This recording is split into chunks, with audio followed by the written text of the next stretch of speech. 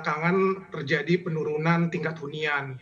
Tetapi kalau boleh dibilang sebenarnya perusahaan-perusahaan masih melihat kawasan CBD itu sebagai sentral bisnis dan komersial di Jakarta. Jadi kalau dibilang mulai ditinggalkan mungkin nggak sepenuhnya benar juga ya. Maksudnya memang terjadi pengurangan tingkat hunian di gedung perkantoran di daerah CBD di mana sebagian perusahaan atau tenan memang berpindah ke gedung lain atau ke lokasi lain yang lebih murah.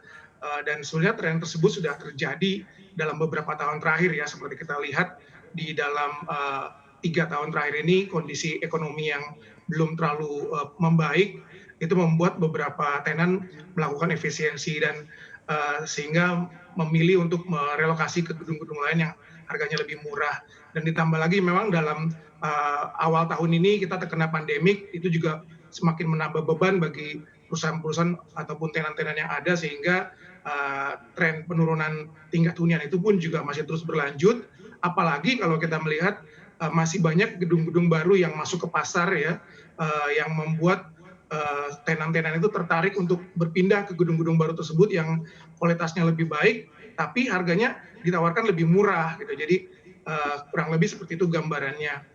Dan juga terkait dengan kondisi sekarang ya, dengan pandemik yang sekarang ada ini, memang terjadi kecenderungan perusahaan-perusahaan memilih untuk berkantor di tempat-tempat yang konsepnya lebih fleksibel ya. Contohnya co-working space tadi itu ya, di mana sebagian tenan-tenan atau perusahaan-perusahaan mulai melirik untuk mempertimbangkan memakai kantor yang fleksibel, dan salah satunya adalah menggunakan jasa dari co-working space. Iya Pak Anton, Anda katakan tadi ini penurunannya sudah terjadi selama 3 tahun terakhir begitu. Lalu apakah karena pandemi ini tidak semakin signifikan begitu penurunannya?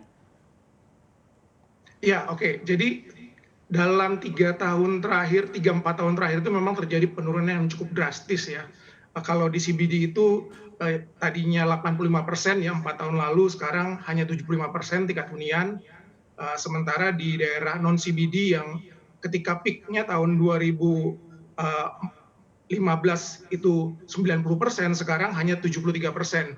Nah, ketika pandemik berlangsung sejak awal tahun, tadinya kita berharap ada terjadi recovery karena tahun lalu kita melihat ada tren kenaikan permintaan ya. Jadi kita melihat ada gejala tingkat hunian mulai membaik, tetapi ya awal tahun kita dihajar sama pandemik sehingga recovery yang tadinya diharapkan pasar sedikit terhambat. Jadi kita melihat sekarang ini mulai kembali tingkat huniannya kembali menurun ya.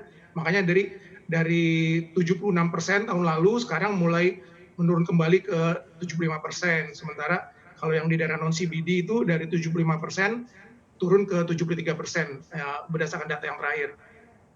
Jadi dari 85% di 4 tahun yang lalu ini sebenarnya penurunannya 10% saja begitu sampai di tengah pandemi ini 75%. Ya, berdasarkan historical pasar sebenarnya angka itu cukup dalam ya. Karena 10% itu cukup signifikan ya. Memang salah satu kontributor utama dari penurunan tingkat hunian ini di mana memang dalam 3-4 tahun terakhir pasokan yang masuk ke pasar itu sangat banyak sekali ya. Di daerah CBD itu hampir 2 juta meter persegi yang masuk ke pasar.